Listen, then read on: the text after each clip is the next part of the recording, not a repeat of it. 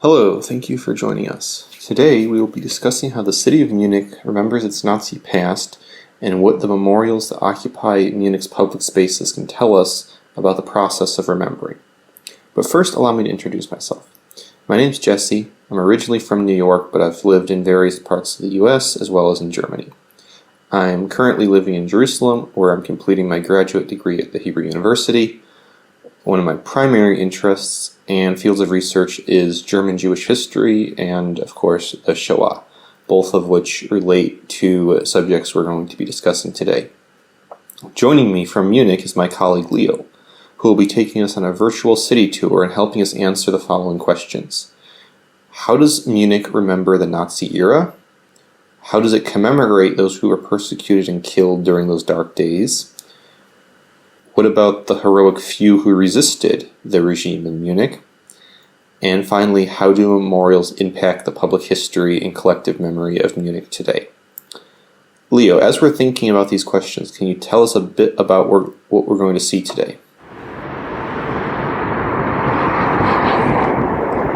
Of course I can, Jesse. But first of all, I want to say hi to everybody and I want to introduce myself.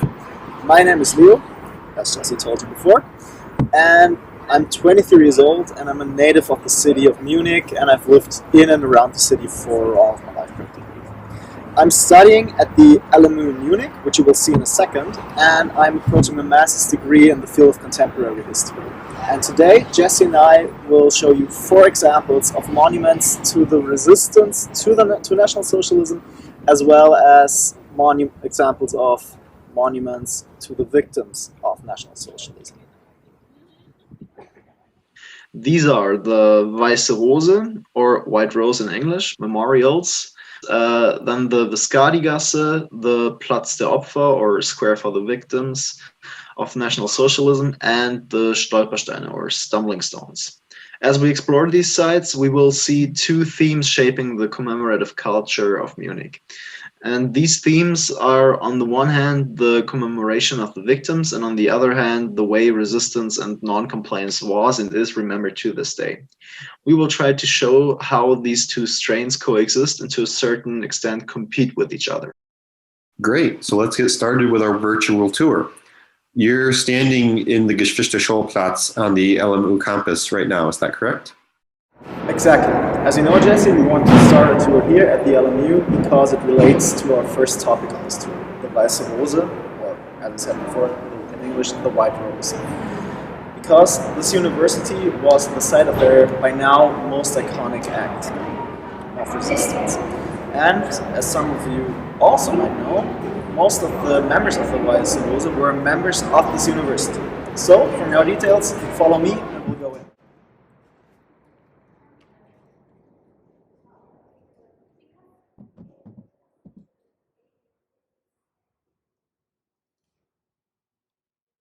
Right now we are entering the main hall of the LMU, and this building actually was damaged by bombing during the war. So I know the story of the Weiße Rose is taught in German schools, but for those that are not Germans, would you mind explaining who its members were and what they did, especially here in this hall, that made them significant? Sure, but before I do, let me just quickly mention that there is a little museum on the Weiße Rose close to the main hall, which is actually closed at the moment due to the pandemic, which is why we can only show it from the outside. Let's get back to the actual topic, the Weiße Rose. The Weiße Rose were a group who opposed Hitler, Nazism, and the Second World War. Their members include Hans und Sophie Scholl, Alexander Schmorell, Wilhelm Graf, Christoph Probst, and Professor Kurt Huber. Hans and several others were medical students who had to combine their studies with military service. As medics, they experienced the brutalities of this cruel war firsthand, especially during their service at the Eastern Front in 1942. They started printing the first 4 of a series of leaflets even before being deployed to the Eastern Front, but their experiences enforced their beliefs even more. Overall, the Weiße Rose secretly produced 6 leaflets between June 1942 and February 1943. And with these leaflets, they hoped to inform their fellow students as well as the general public about the horrors committed by the Nazi regime. The number of copies they distributed grew to over 9,000, and their message started to spread across the Reich. But on the 18th of February in 1943, Hans and Sophie came here to the main building of the LMU, where they intended to distribute copies of their 6th leaflet outside of the classrooms and lecture halls during the morning classes.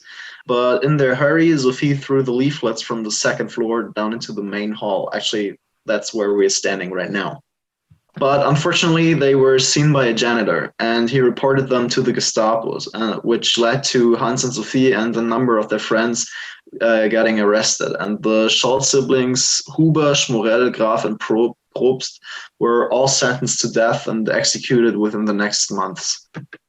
Quite an inspiring story of bravery. I believe that the Weiße Rose very quickly became an example of heroism that was commemorated in post-war Germany. Yeah, as early as 1946, actually, only a year after the war ended, as most of you will know, efforts to commemorate the Weiße Rose had already begun. For example, the university erected this small plaque, which we see here, written in Latin, honoring the members of the Weiße Rose who died an inhumane death for the love of their fellow men. The streets outside the university were also renamed as the Geschwister Scholl-Platz and the Professor Kurt-Huber-Platz in their honor. This plaque is particularly interesting because it does not mention what they did or how they died. I feel that that's really kind of a key aspect of understanding the German psyche right after the war. What do you think the motives behind this silence were? Well, I think it was actually like a mix of different motives. Because on the one hand, the phrasing allowed the people to view themselves as victims of an inhumane regime. And on the other hand, they didn't have to address the specifics of the fate of the Weiße Rose and the horror of the Nazi rule. However, as we will see at many of these memorials, there was an effort in the 1980s to expand the commemoration within Munich. And in 1988, the sculptor Robert Schmidt installed this memorial depicting photographs and leaflets of the Weiße Rose in the ground in front of the main building, thus integrating detailed and eternal reminder to the bravery of the Weiße Rose into the everyday life of all LMU students until today. I see there's also a bust of Sophie that is featured rather prominently here in the Lichthof. Can you tell us a bit more about her role in German popular culture today? Yeah, of course. Of all the members of the Weiße Rose, Sophie Scholl probably remains the best known, especially as an icon of resistance. That is demonstrated by several TV productions, such as one from 2004, the program Unsere Besten, Our Best, where the viewers ranked the most influential Germans in history, and Sophie and Hans Scholl were both voted at number 4, ahead of other famous figures such as Bach, Einstein, and Goethe. Adding to her iconic status was the 2005 film Sophie Scholl, Die letzten Tage, English The Last Days. And that even got nominated for an Academy Award as Best Foreign Movie in 2006. So yeah, as I said, that really added to her status as an icon. Right now, we will walk down the Ludwigstraße to the Odeonsplatz and the Feldherrnhalle. And there, Jesse will explain to us the significance of this area for a tour. Absolutely. And while we're on our way, let me begin with a few remarks about the history of that site. In 1923, Adolf Hitler attempted to overthrow the government of Munich in the Bierhallputz.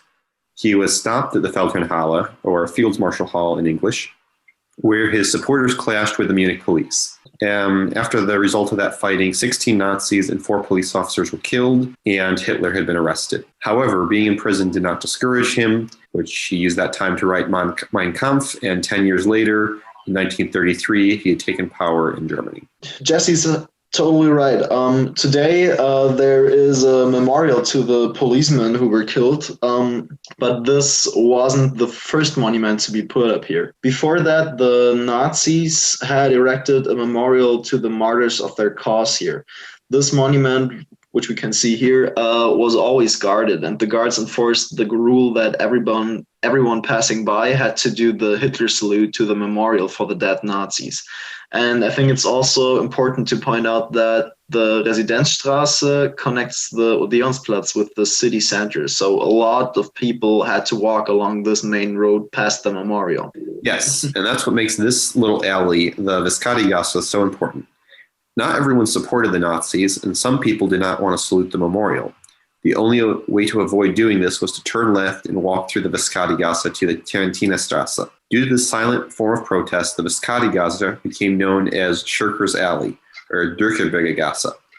In 1995, to commemorate this form of passive resistance to the totalitarian state, the artist Bruno Vank installed unpolished bronze paving stones in the street, creating the shining path through the alley that we see here. However, it's fascinating to note that when Vank installed these stones, they were unpolished and blended in with the street. Over time, as people walked over them, the soles of their shoes began to polish them and the bronze began to shine through. In a way, this is similar to how remembering the past is developed in Germany in general and in Munich in particular. It's a gradual process with unforeseen things slowly coming to light. Yeah, you can also see that the city of Munich put up the street sign here, similar to those at the Geschwister-Scholl-Platz and the Professor Huber-Platz. However, you have to notice that this sign was put up only in 2013, so almost 2 decades after the memorial was installed. In fact, the memorial was intended to be a temporary exhibit, but it explains an intriguing part of history that is otherwise barely visible in the public space.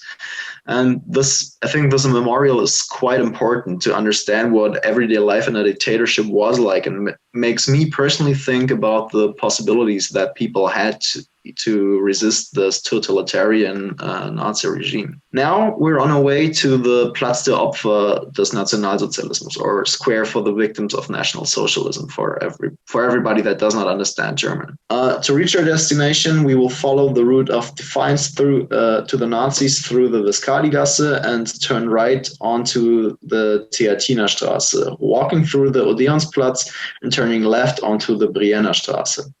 We will pass the Wittelsbacher Platz, the former Gestapo headquarters. We see the Wittelsbacher Platz here, and prison where the Scholl siblings were held after being arrested were located here. Shortly after that, we will have reached our destination. The Platz der Opfer des Nationalsozialismus, like the Geschwister-Scholl-Platz, was also renamed in 1946 by the city council. Now we may be a bit critical of this monument, but we must begin by pointing out how close the beginning of commemoration was to the end of the war, with much of the city still in ruins. The choice of the location was made because of its proximity to significant Nazi sites, such as the Gestapo headquarters, which we just passed, as well as the Odeonsplatz and the Königsplatz, which we can see here, where the so-called Brown House was located, which was the headquarters of the Nazi Party. Just some side information for you guys here. The site on which the Brown House once stood is today the place of a major commemoration site in Munich, the NS-Dokumentationszentrum, which we can see here. Or its official name in English is the Munich Documentation Center for the History of National Socialism. And although it is beyond what we do in our project today, this center is an important site of public history in Munich, and the entrance is free. So have a look at it if you get the chance to. But now let's get back to our tour and to the Platz der Opfer. As I said before, the square received its commemorative name in 1946, but it was not until 1985 that the city hired sculptor Andreas Sobeck to create a monument. Sobeck constructed a big granite column with an eternal flame behind bronze bars, to symbolize hope and that humanity cannot be extinguished by tyranny. Almost 30 years later, between 2012 and 2014, the site was further developed by Sobeck in cooperation with the city. They installed a bronze wall with the inscription Im Gedenken an die Opfer des Nationalsozialismus, or in remembrance of the victims of National Socialism, and a list of different kinds of persecution people had to endure, such as persecution because of religion, race, politics, or sexual identity. Before this wall was erected in 1995, the city also added a small memorial for the Sinti and Roma victims, which we can see here right now. This site is really interesting because we can see the different stages of victim commemoration. First, there's the general stage immediately after the war. followed by a farther development in the 1980s with more detailed and explicit memorials. However, we're still using very general terms here, like victims for racial or religious reasons. As we discuss the way Munich commemorates the victims of the Nazis, we have to talk about one more memorial, the Stolpersteine, or stumbling stones. Although we said that the Stolpersteine would be one of the memorials we would be learning about during this tour, we're actually showing you the lack of a memorial. The Stolpersteine are a result of a project that the German artist Gunther Deming began in 1996. It has grown since then to be the largest decentralized memorial in the world.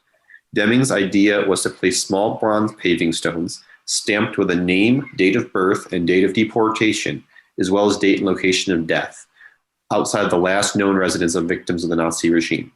The goal of this project was to preserve the names of as many individual victims of the Nazis as possible and remind people walking by of their tragic fate. Although over 75,000 Stolpersteine have been requested and placed across Europe, you will find very few of these stones in Munich. This project was strongly opposed by the president of the Jewish community of Munich and Upper Bavaria, Charlotte Knoblauch, herself a survivor of the Holocaust. She felt it was disrespectful to have the names of people who had been murdered in the Holocaust placed in the dirt of the street for people to walk over. The issue has been very controversial, and over 100,000 people signed a petition supporting the stones, including survivors and their descendants. Nevertheless, the city of Munich banned them in 2004, and appeals to this were rejected by the courts in 2015. Instead, the city offers to install a plaque on the walls of the buildings or on a stele outside the building if someone requests it. These Erinnerungszeichen, or signs of memory, replace the stones that Deming had prepared to be placed in Munich. There are very few Stolpersteine that can be found in Munich, but those are only located on private property. Actually, I can say from personal experience that these Erinnerungszeichen are or can be extremely difficult to find and to make out when you walk past them. But Jesse, you with an outsider's perspective, when you first heard of this, what were your thoughts? Personally, I find this argument against the Stolpersteine a bit ironic. One of the lawyers who tried to get the ban appealed made the very good point that putting memorials in the street is very much part of the culture within Munich. He used this memorial for Kurt Eisner as an example. Eisner was a Jewish German journalist and politician who led an overthrow of the Wittelsbach's dynasty in the aftermath of World War I. The November's Revolution of 1918, as it was called, turned Bavaria into a free state, and Eisner served as its first prime minister. After a crushing defeat of his independent Social Democratic Party, Eisner was on his way to the parliament in Bavaria on the 21st of February 1919 to resign when he was assassinated by an anti-Semitic nationalist. This was one of the many acts of political violence that had destabilized Munich in the post-war era, with Hitler's attempted coup in 1923 being another. Regarding the issue of memorials in the pavement, in addition to Eisner's, we also can mention the police officers' memorial at the Feldherrnhalle, the Vescati-Gasse, and the Weiße Rose, which are all placed in the street. Yet another example of a memorial in the street is the LGBT victims memorial, which was built in 2011 here at the crossroads of Oberange and Duldstrasse, outside what used to be the Schwarzfische gay bar, which was raided in 1934 when the Nazis began their persecution of homosexuals. So Leo, I can't help but notice that despite all these memorials that we've discussed and seen, there haven't been any that are specifically for the Jewish victims. Are there any Jewish memorials in Munich's public space? Well, kind of. And it's actually just around the corner at the Jakobsplatz. So let's discuss this question over there. Wow, this reminds me of Jerusalem. It looks a lot like the Kotel, or Western Wall. So this is the Ochel Jakob Synagogue, which I know was opened in 2006 in part due to efforts of the mayor of Munich, Christian Ude, who worked with Charlotte Knoblauch and the Jewish community to create this new center of Jewish life. The city gave this property to the Jewish community and helped fund the building of the synagogue to replace the one that was destroyed during what was previously known in Germany as Kristallnacht, but today is remembered as the Pogromnacht. Although there's also a Jewish museum on the site, it's not really a memorial. No, it's not. Let's go inside, because actually there is a memorial underground on the way to the synagogue. What we're seeing here is the so-called Gang der Erinnerung, Well, we can find the names of the 4,500 Jewish residents of Munich that were killed in the Shoah. Jesse, what's your impression of this? Well, at least this is definitely memorial, but unfortunately, since it's underground, it's debatable whether or not we can say that it's really a memorial that's in the public space. Actually, one reason that it was constructed underground was due to security concerns. That's understandable, and that unfortunately shows the situation that the Jewish community throughout Europe faces today. On one hand, rebuilding centers of Jewish life, but on the other, living with continual concerns for their safety. So, Leo, now as we're nearing the end of our tour and you're heading back to the university, let's address the questions we asked at the beginning. You, as a native of Munich, how do you feel about how your city remembers the Nazi era? Well, of course, it's a troubling issue for me, not only as a native of the city, but also as a German in general. Because on the one hand, you have to recognize the commemoration of a topic as horrible as this is never finished and has to be viewed as a process, especially with where the country and the city have come from.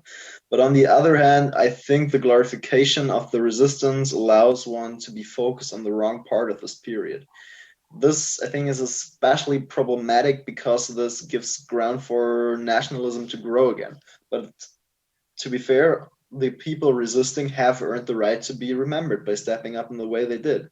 And so, as I said, this is a very difficult topic where one has to be mindful of all sides when thinking or talking about it. Yeah, I've visited a lot of cities in Germany, and Munich is certainly unique in the way that it focuses on the commemoration of resistance. In fact, I read that out of all the memorials in Munich relating to the Nazi era, perhaps as many as 50% were dedicated to resistance, and half of that number was dedicated to the Weiße Rose. Well, I think that probably sounds about right. And I do not think that this should be the way. Although we have to be fair here, again, to remind both sides, some of the most famous acts of resistance happened in Munich.